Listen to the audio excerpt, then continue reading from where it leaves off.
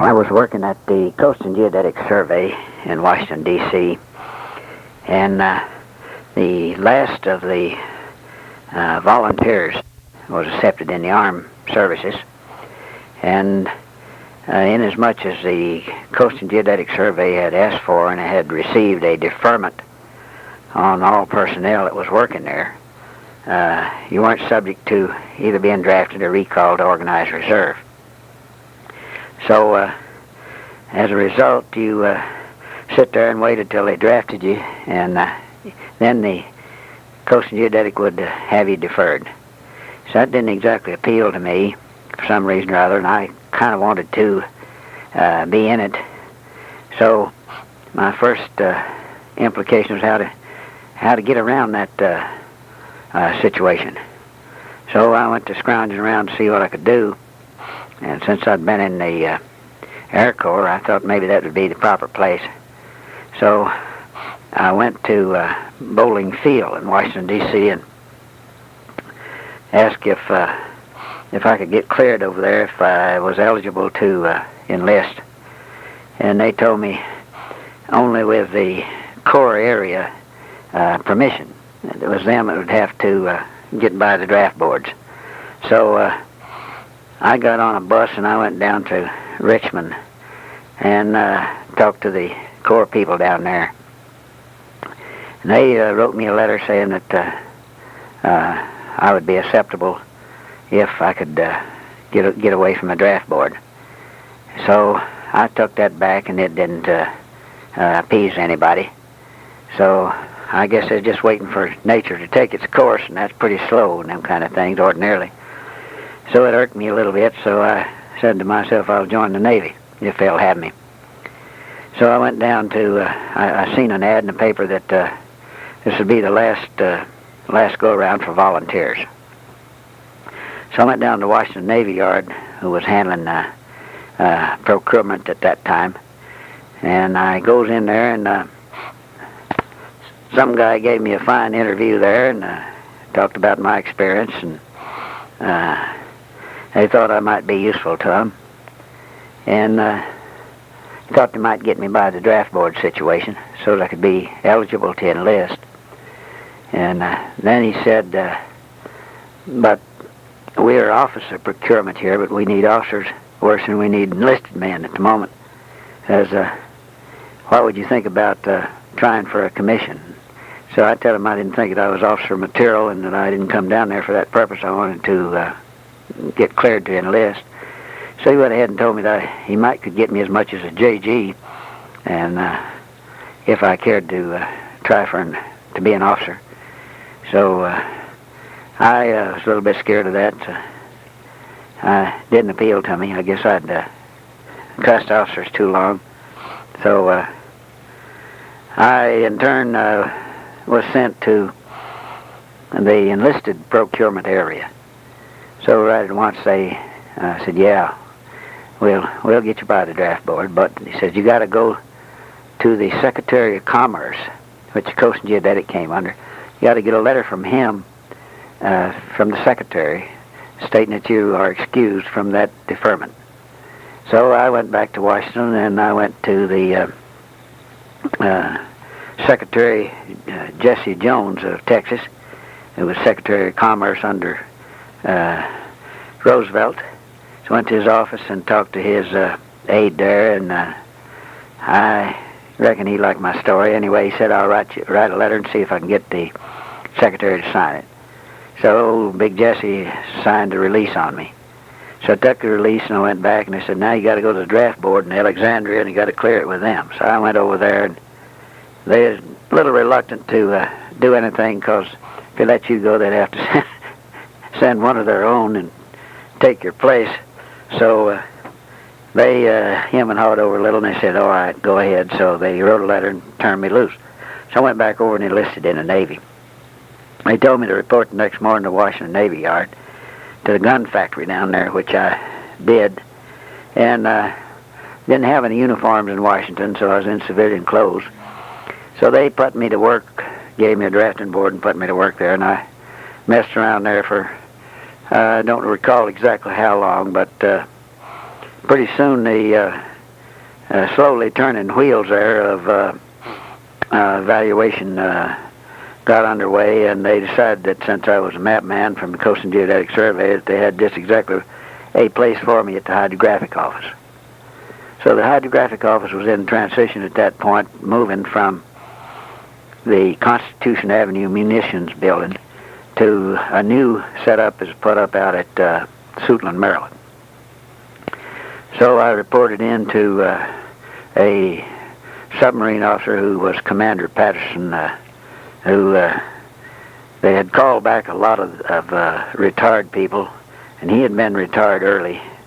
And as I later found out, he was the only guy in the United States Navy, only officer in the United States Navy that had a mutiny that was successful. So out on submarine mission somewhere, the crew, and including the other officers, throwed him out and locked him up till he got back home for something they didn't approve of, but the crew won. So they put him on retirement. So when the war come along, they hauled him back in. He's, all right, I got a story or two I'll tell you about him later, if I get to it in this. He was an old Annapolis graduate and all that good stuff, you know, and he I guess is glad to be back. Anyway, that was the first one I reported to. So I went then to this Air Navigation Division, which is comprised of civilian chief who ran it, and his assistant, a guy named Peter Lampion, and a fellow named McGuire. So by then the dire need for help was such that all the sailors that was going into the Navy or was already in the Navy was being pulled, that had any experience of being pulled and thrown in there. They had a crash program and nobody to do it, so who better? So they went to hiring civilians, and they'd go up to New York City and canvass them Greenwich Village homosexuals there and people like that, artists, and entice them to come to Washington and be draftsmen in the Hydrographic Office. So we had, I'll tell you, a conglomerate of people there. So by then they were giving commissions to all the geologists throughout the country that so desired and had education, and normally they'd give them a rank commensurate with their experience, education, and age. So a lot of them were going in as lieutenant commanders and full lieutenants and stuff like that. But all in all, they were pretty well the backbone of the whole works. They had the experience in mapping and that type of thing. You know what a map was anyway. So that was pretty well was what the Air Navigation Division was. So they throwed us right instantly at work there. And they never had any legends or any manuals put out on what should go on a map or anything else. So the chief of the section called me up one day and asked me to talk with him a little while, and he said, "We got to put out a manual." He says, "You do it." So I put out this manual of what little bit I knew, and which later became pretty well the work orders for certain types of things that had to go on the maps that they were making. So the battleship admiral still was pretty well directing what went into aviation maps. They hadn't yet become acquainted with the fact that they had big airplanes that are capable of going over great distances over water hops like San Francisco to Honolulu. And the old Mercator projection navigation, which is fine for surface vessels, didn't have enough time for fast-flying airplanes. So they trained on Mercators. And for those of you that have not been initiated, that was not a very good projection. To give you an example, on a small-scale chart, the island of Greenland is exaggerated about 5 times its normal size. Now, that don't mean that the position you plotted on it wouldn't be correct, but that's how much exaggeration it was. So they come to start thinking about Lambert conformal, which is the typical one which is used in the United States for aviation, which, again, for those that might wonder,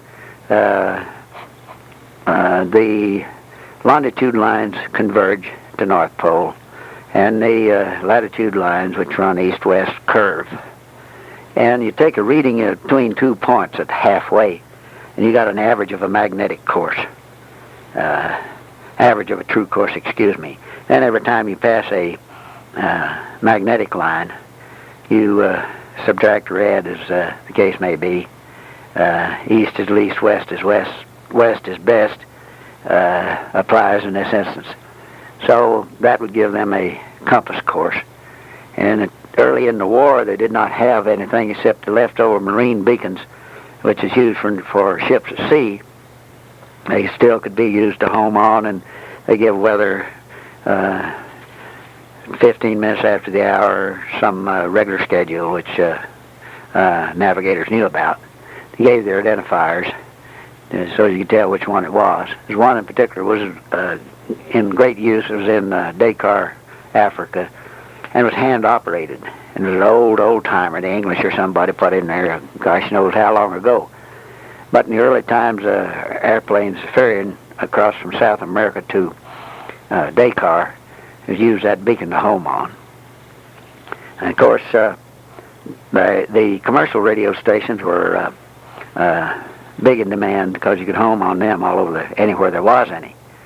But the Germans was doing the same thing, and in the northern hemisphere, that might be a fairly risky business.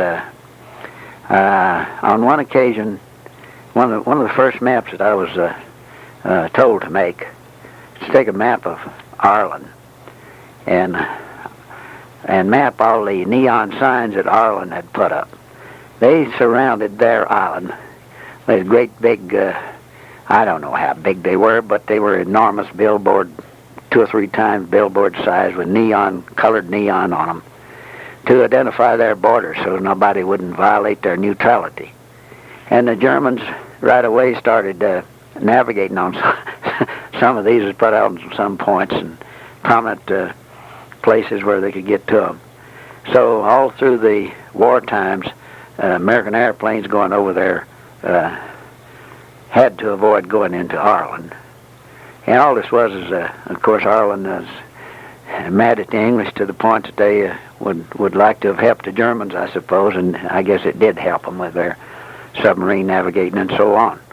But little peculiarities like that was, to me, was quite interesting that they would occur. Then I did a mapping project on Greenland. Anybody that was flying over to Europe, sometimes they would be flying by Greenland. I guess weather and any number of things entered into it.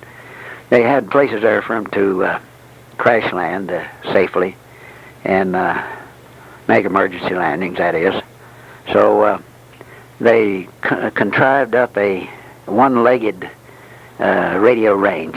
It had some experience in Australia with them, and there actually was more than one leg. It had a reciprocal, which is 180 degrees aft of the beam itself, and they could move that so an airplane in distress out there could ask for and receive this particular beam, which would be projected over considerable distance, 7,500 miles, before it got so wide that you couldn't, was useless. So they could navigate to these places, and there was, as I recall, was 5 of them up there. And WWII West, 1, 2, 3, 4, and 5.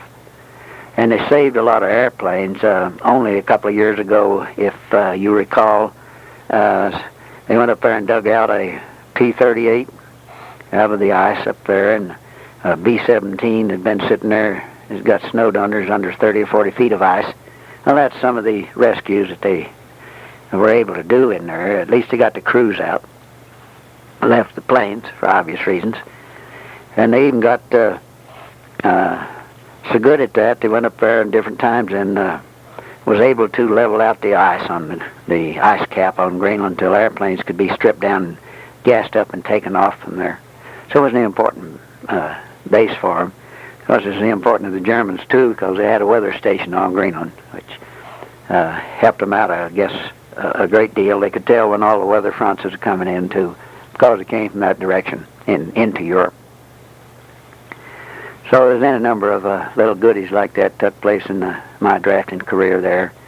And on one occasion, we had this, to me, his finest officer that I ever met, and he took care of me. I guess that contributes to my prejudice in his favor.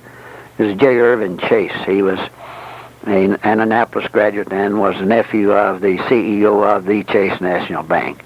His father was the CEO of Electric Boat Works in Groton, making submarines. He'd been a fighter pilot on the Saratoga, and had the Saratoga got badly damaged and had to go into dry dock for about a year to get back into the fighting. And he got an assignment in there as the air navigation officer. So he again took real good care of me, and took care of all his people. But I was in and out of some situations there which he saw fit to take care of me on. About this time, we got word one day that everybody would be working on domestic charts the next day. So they gave everybody some kind of an aviation map or something to be, it was a United States map, to be working on, because we were working pretty well worldwide. And they found out they were going to have distinguished visitors. So coming the next morning. So they didn't want them to see anything, for obvious reasons. One was an ambassador from Russia, Molotov, and the other was the ambassador from Argentina and a bunch of other similar type people. And they came in and looked all around and went on through. And we resumed our old duties, whatever it was we was working on. So we had, by that time, it built the situation up there that we had every kind of personnel that you could dream of was in there. We had sailors, we had officers, we had retired naval officers called back to active duty. Had a great many people who had lost merchant captains who had lost their ships, been sunk by submarines or some other disaster. And they were in there working. Most of them were able people. We had a lot of experts in there, like one comes to mind who was a fine gentleman, Navy Captain Donald Macmillan. Now, this is Donald Macmillan of Artic fame. I don't know if he was Perry's second in command on one of Perry's expeditions, but not necessarily on the one which Perry discovered the pole. He might have been over the support vessels or something up there, but he was a fine man, this Macmillan was. So they put him to planning and making survival booklets on the Arctic, which you can appreciate the vitality of that, because that would have been most important. So he did it, and did it well.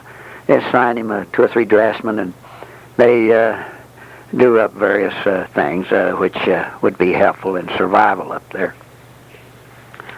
So we also had Dr. Forbes, who was a medical corps commander, and he was also a map expert. I don't know the reason for his background on that. He and his wife both were, and both of them came there and went to work, and they worked like dogs. They would make maps, especially on the Arctic, which they were familiar with, and make tracings and do all the necessary steps to get it ready to finalize in the drafting rooms. Now, the graphic office is a very complex place. They had printing presses, they had the Bureau of Maritime Security, they had a number of things associated with them. One period of time I was directed to report to the Bureau of Maritime Security. I go up to see what is on the upper floor of the building. I go up to see what was wished. So they put me to plotting submarine warfare victims up and down through the Caribbean, anywhere along the Atlantic coast. A lot of they were hitting them pretty fast. I remember plotting one off the mouth of the Mississippi River too. So they were getting close to us. The reason they wanted that plotted and done so fastly, that they put out notice to mariners on it, and it also would notify the tug companies, contractors, and some of their own tugs. They would take divers and go out there. A lot of these ships are sunk in shallow water, and for the safety of the others, they wanted the position plotted, last known position, and they also wanted it for salvage. So a lot of times these divers would go out there, and if the ship had a big hole through the side where it had been torpedoed, they would just about totally unload all the cargo up through them holes. It would float right out. So they saved an awful lot of gear like that. So that was an interesting job, and difficult because I was afraid I'd make a mistake on it. But as far as I know, I didn't. So that goes on, that type of thing, all the time. So then we had a big rush job going on. We seen Admiral Leahy, who was Roosevelt's aide, came there and conferred with the hydrographer, who was Admiral George Bryan. And when we went over to the cafeteria for lunch, we go over there and we see this is the most unusual experience I witnessed in the Navy. Here was Admiral Leahy and Admiral Bryan standing in line, moving up with everybody. Now, they had an officer's dining room there, which had waiters and everything else in it. But out of their spirit of democracy, they thought they should walk with the troops, I guess. So all this conglomerate of civilians, sailors, everybody else lining up to walk the cafeteria line, and these two admirals. Leahy was the second biggest admiral in the Navy, King being the first one. And King was in and out of there at different times. He was, we came directly under King, under Chief of Naval Operations. And he throwed his weight around a lot. And Roosevelt referred to him on one occasion as being the meanest officer in the United States Navy. And I can't believe that might be so. One time I and about 6 other people were sent to his flagship. Now, he had his flagship was about like a small destroyer. In fact, it had been the Dodge family's private yacht, and it was built by one of the Navy building shipyards, and what it was a small patrol craft, a little less than a destroyer. And he had his flag aboard that, and we went down there and went through this ship, and you could have them poor sailors on there. I'd have rather been anywhere in the world, I think, than have been assigned to that ship. They must have cleaned it with a toothbrush every day. And tied up alongside it was Roosevelt's the presidential yacht, which was the Potomac. And finest looking bunch of sailors on that you ever seen. All of them selected for size and width and height and all that. And they wore different uniforms from us. They wore dress whites in the summertime. And that is it has a collar which has a blue field on it instead of a white field. And the Navy band also wore that uniform. And I saw it somewhere else of the insular forces in the Pacific. That's the native people who work for the Navy and are some type of a reserve in the Navy, and in wartime they call them in. They wore that uniform. So that we pretty well took care of that little episode. So a few days after Leahy had visited the hydrographer, Admiral Bryan, 4 of us enlisted men and 1 civilian was called forward and told we had a special job to do. As you will make a map from San Francisco through the Pacific all the way to China, missing nothing, none of the islands. Says the scale will be determined by the size of your printing presses, but you got to cover the whole works. And we want you to do it. I want you to do it without stopping, and I want it as soon as possible. So that was the longest shift I think I ever worked on. It was about 28 hours, I guess, something like that. Other than knocking off for coffee, we didn't stop for anything. So the 4 sailors worked from each of the corners of the map. Every 30 minutes we'd change positions. We did that because we didn't want a stylized drafting. We wanted it to be a homogenized, let us say, type of drafting, so that it all would look alike.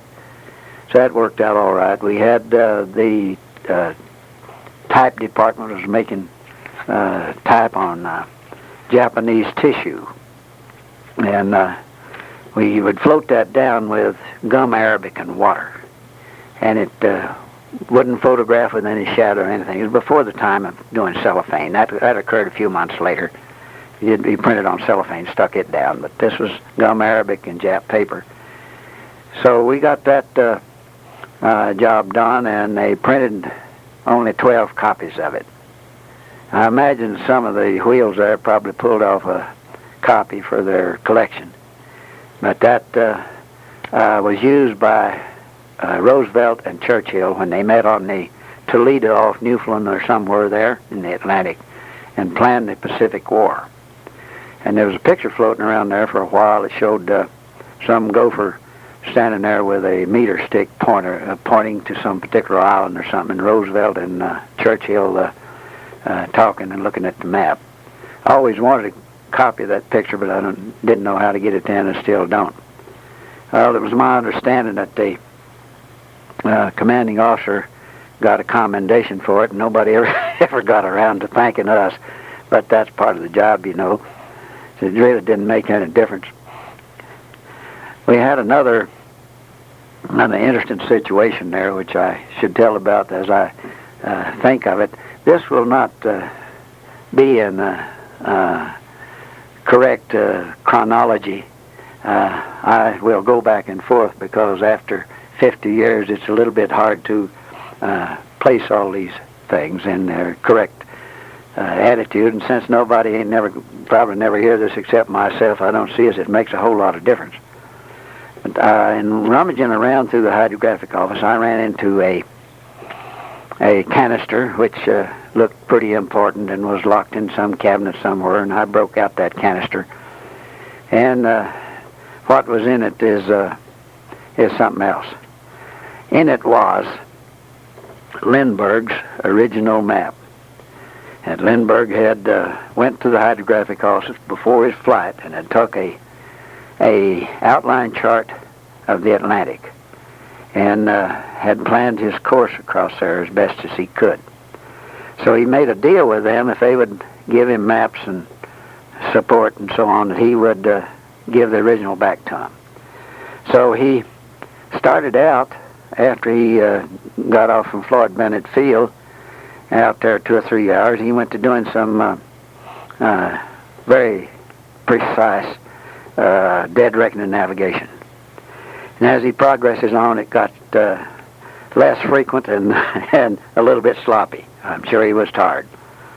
He goes on and on and on, and every now and then on the margin of the map, he would write a note. Kind of kept a log as he went on it. And at different times, you'd say, I'm flying about 20, 30 feet above the water, down below the fog. And somewhere off the Azores, north of the Azores, he said, I just passed an Irish fishing vessel. And they had waved, or he had waved, or something. And he says, the cat.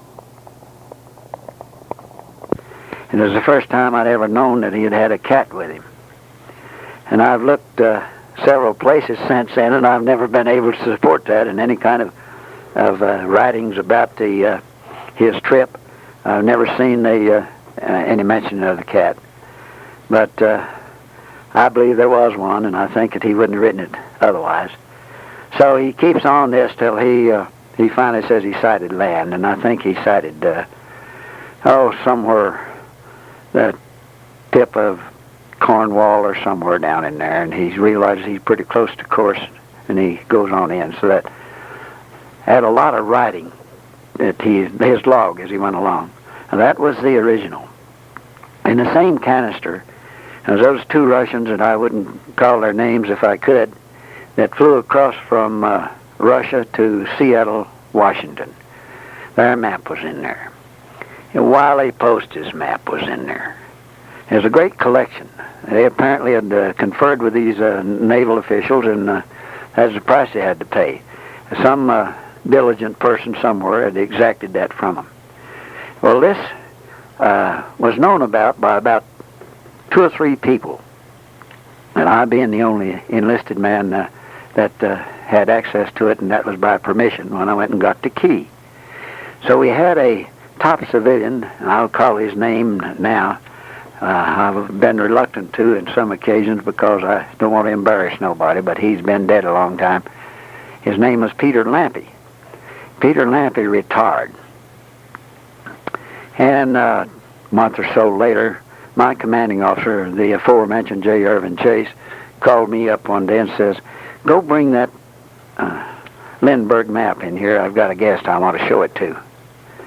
So I acquired the key and went to the map file and broke that out, and the Limburg map was gone.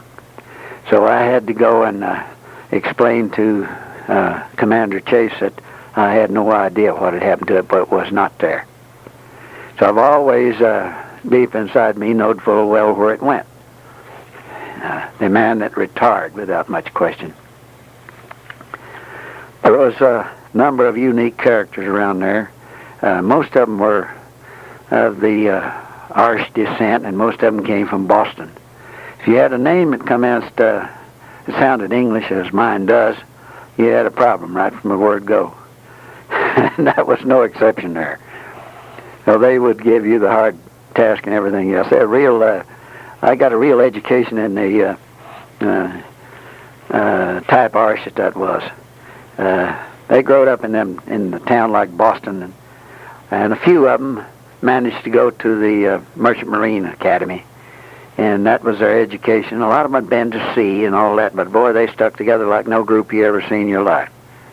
And that, since then, since Kennedy times, I refer to that as the Irish Mafia, which it certainly was. There's 2 or 3 of them that I didn't get along with very well, Maguire being one of them. Maguire and I got in an argument one day, and I invited him out in the alley, which I was stupid enough to think that I could whip him, and somebody got us separated, and I sure was glad. And he tells me, he said, "Boy, you done cut your throat." Says, "You go to sea now." And I said, "Hell, that's what I joined the Navy for, is to go to sea." So about this period of time, I went to the oldest man in the personnel department, who was a Captain Jacobs. And he must have been 70 years old then, and he was an old salt from Saltville. And I told him that I had joined the Navy with the hope that I would be on a survey vessel, which they had 7 of, I believe, at that time, and that I wondered if he would entertain the thought of allowing me the privilege of going on one of those. And he liked the idea. He said, most all the sailors and officers around here are a bunch of draft dodgers, but he said, "I'm glad to see that there's one that's not." So he says, "I will issue your orders the first of the week and get them started." So I'm confident that this is going over. And what do you think happens? He has his appendix ruptured over the weekend, and he never came back. So I'm there. So I went on a night shift mainly to avoid the problems I was having with this Maguire. And along about then, the editorial department, which prescribed all the technical stuff that went on to a map, like radio descriptions, radio beacons, ranges, and all that. And I got a call from in there and wanted me to come and visit with somebody, and I went in there and talked to a old Coast Guard officer who was a civilian, had retired from the Coast Guard, who was over the department. He said, I want you to come back here and go to work for me. So what do you want me for? He said, well, says, I'll show you what for if you will consent to come. So, well, yeah, I'll try it. So I went around there and I became the radio editor for the whole damn works. And the editorial department there was comprised of a real unique bunch. There was a few of the Boston Mafia was in there, but they had a lot of officers who were elderly but scientific and so on. And they were each of them doing some good deed there, chore which to do with mapping. And so I would take all this stuff and plot out the radio ranges, homers, that type of thing on the various maps that come through there. And the good thing about it was I had to proofread them. So anything that come out of that McGuire's department that I'd had the trouble with was scrutinized, I'll tell you. It was really scrutinized. So this goes on for quite some time, and radar came out, and they wanted to put out a publication listing all the stations and the characteristics and so on. So the head of the department and myself put out that publication, kept it going. And we had a unique individual there. His name was George Shaw, and he had been a captain in the Navy in World War I. And he had been a flying officer and was commanding officer of Naval Air Station Glencory in Ireland. In World War I, the Navy had quite a flying boat outfit there. Well, George lived in Alexandria, Virginia, and so did I, so I went to riding with him. And he'd get drunk every day. He brought it to work with him in a thermos and nipped off of it all day. And he'd asked me to do his driving, which I was rather ride with my driving than ride with his, which so is all right. But I wouldn't ride with him in the morning because he left me standing over in Virginia over there, and I was supposed to be mustering out there in Maryland, so a little hard to do. So I'd ride the bus in the morning and ride with him in the evening and drive for him. And his wife was working for some general down in the War Department. He told me one day, says, I believe my wife's having an affair with that general. And a few weeks later, old George says, she was. Says she wants a divorce, she wants to marry him. He couldn't have cared less, I don't think. But old George had a sad life. His first son got killed in the D-Day invasions over Normandy, his only son. And he never thought he'd had much training. He hadn't been in the Army but about 2 months, and I don't guess the poor fellow had a great deal of training. But old George had won the Navy Cross in World War I. He'd seen a submarine in the English Channel up, and he knocked the conning off. He bombed it, knocked the conning off, and he couldn't submerge. So the British Navy goes out there and captured it. George won the Navy Cross. So after the war, and when he got out, him and Eddie Stinson, of aviation fame, who made the Stinson airplane, ran a flying circus all over the country. And he showed me one time, I went down to his house with him, and he showed me clippings and pictures and all. And he had broken a leg, and they made a place to hang his crutch on the outside of this old beat-up airplane that I was using.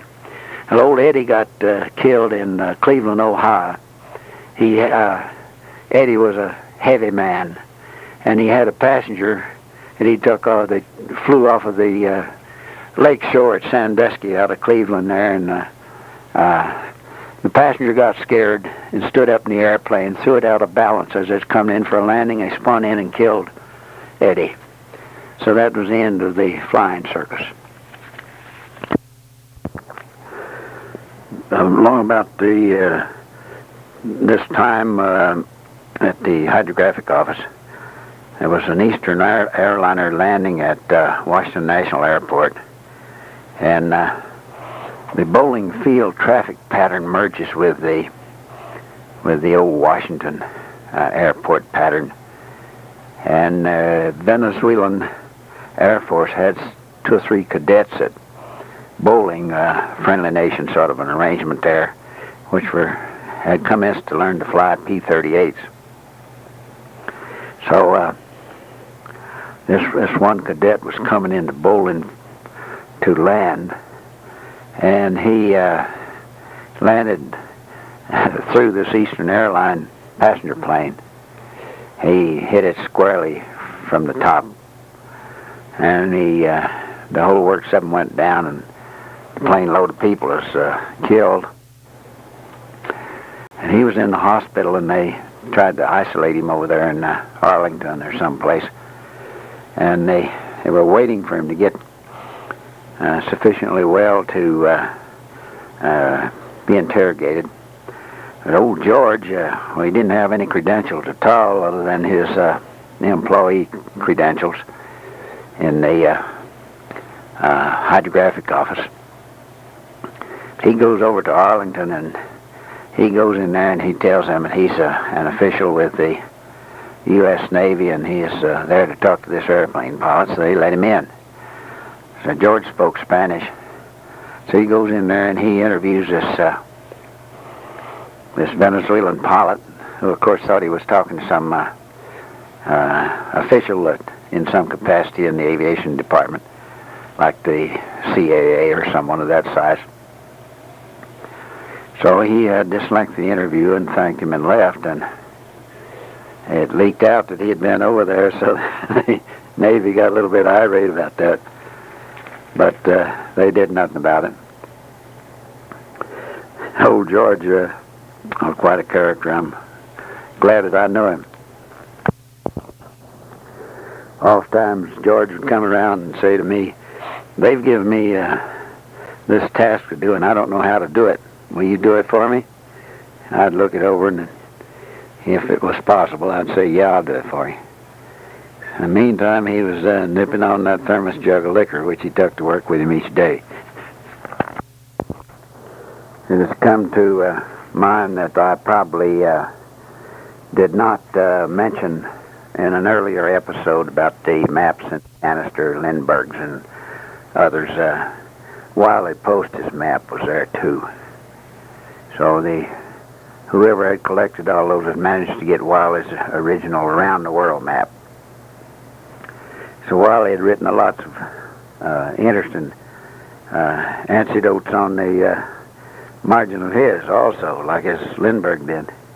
He told about landing in Siberia to try to refuel there at some outpost, sunk up in the mud, I guess, just about to the belly of the airplane. He stayed around there 2 or 3 days, and in order to get out, he went and hired all the yokes of oxen that were available, and had some 10 or 12 yokes to pull the Winnie Mae out of the mud. So he got hooked up to the Winnie Mae and pulled it back to a sandbar or something on the edge of the river where he could take off. As you will notice, I am going back and forth. One thing leads to another and causes me to think of something that I left out. And since this is for personal reference, I guess that I'll be forgiven of myself on it. It's just to remind me at a later time, if I should ever put this on paper, that there's things that needs to be correlated a little bit better.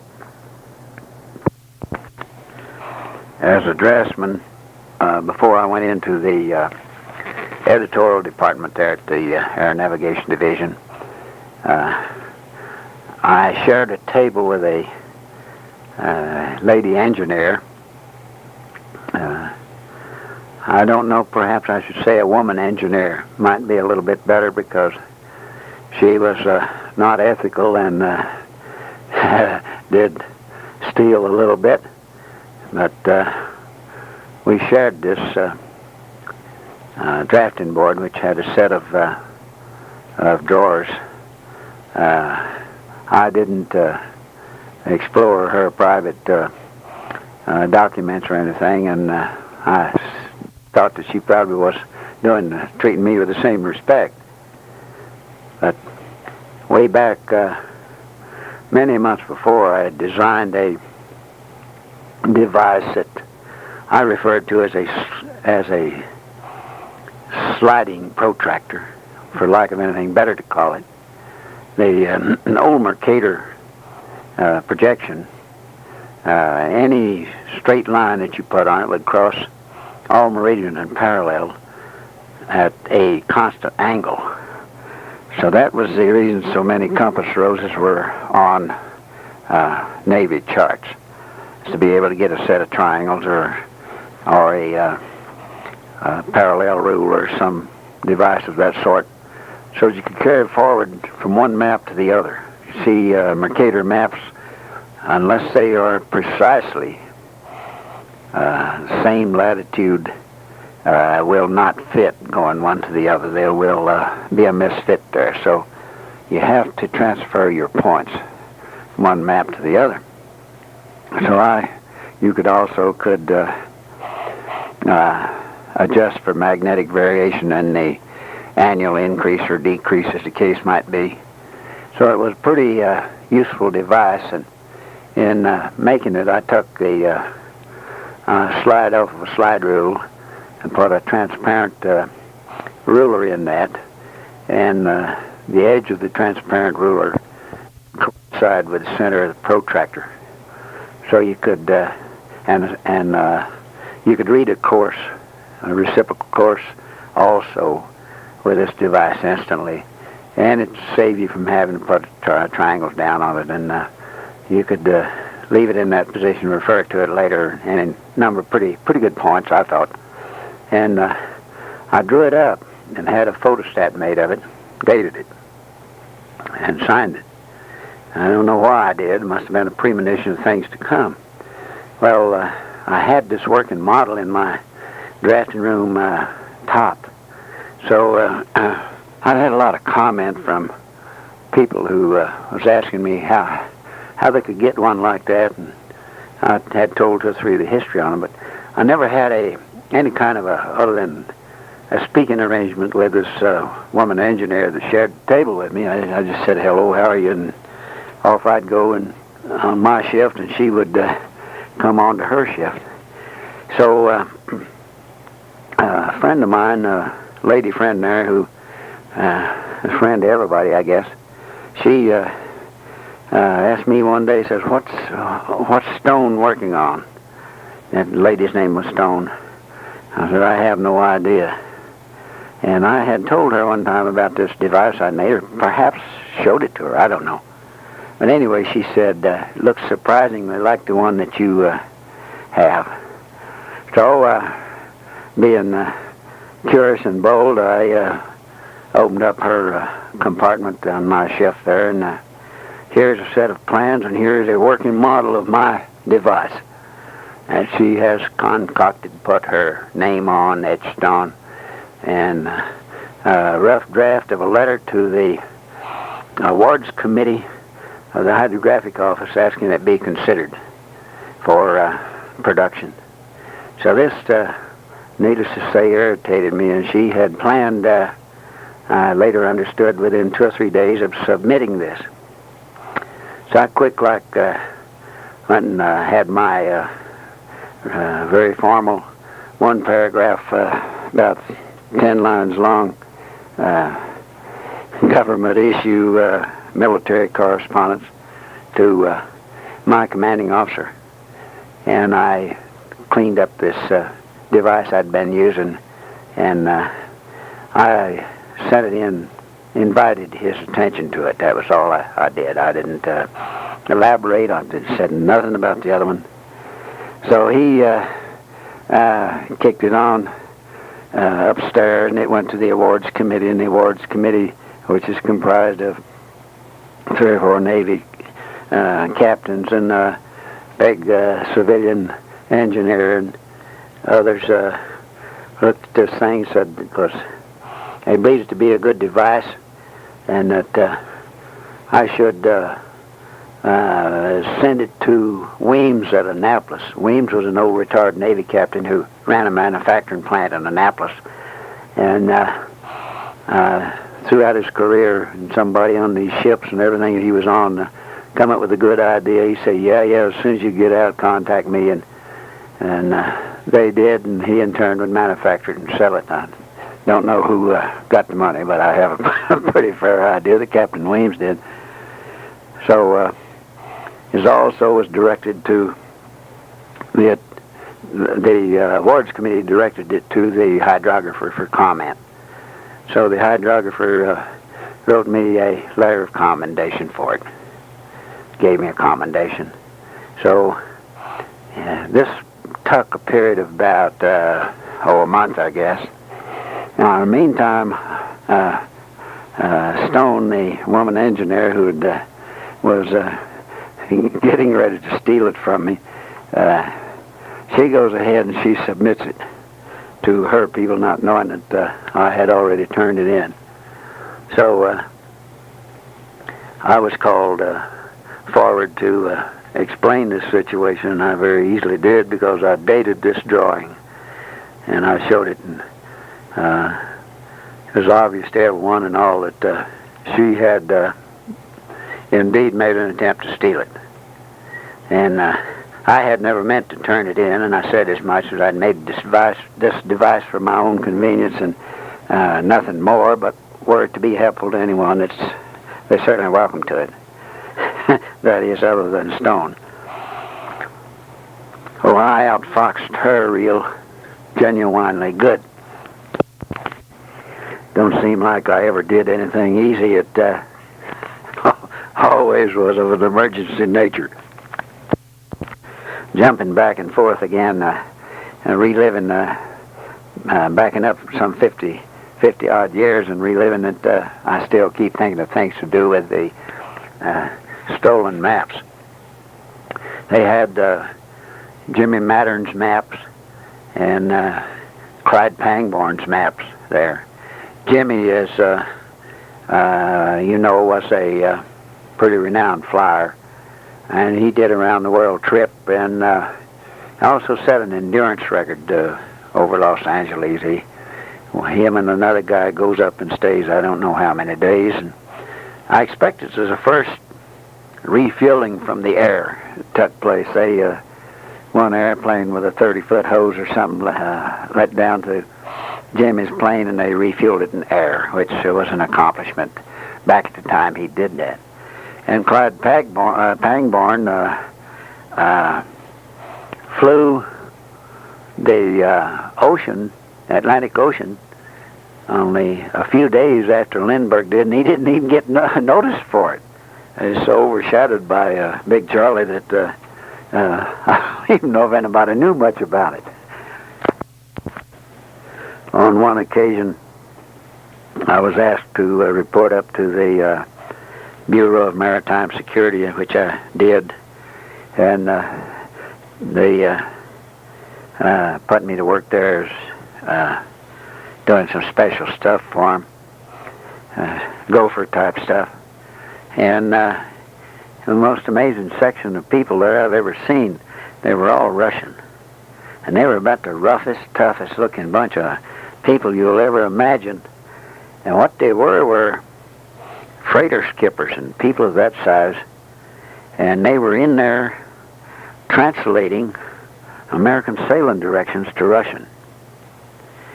And there is a glossary type English used throughout most of the nautical world, which enables them to read legends and things of that nature. But they needed a lot beyond that, so they were translating these sailing directions. So I expect that Russia had as good a set as we did by the end of World War II, because all ours had been translated. We had a set of people who were bilingual that were talking to them back and forth. That's how they were doing it. When I went into the editorial department to go to work in there doing the aviation radio layouts and proofreading and that type thing, I was the only white hat enlisted man in there. Everybody else was a high-ranking civilian or retired Navy captains, and a great many of them were on active duty and in uniform. And here I was, the lowliest man there. If you think it's lonesome being at the top, you ought to try the bottom sometime and learn what it's about. Well, most of them, when they came in contact with me, and that was too often, I guess, they treated me pretty nicely and treated me with some decorum, as if to say, you're in here with us. That makes you one of us, reservedly, to do the work, period. I promised a review of the first officer that I reported into when I went to the hydrographic office. That was Commander Patterson. One day, Commander Patterson sent his secretary around to see me and asked me if I knew where he could get some whiskey. He wanted to buy a case of whiskey. I don't know why he picked me out, but I told her I'd try.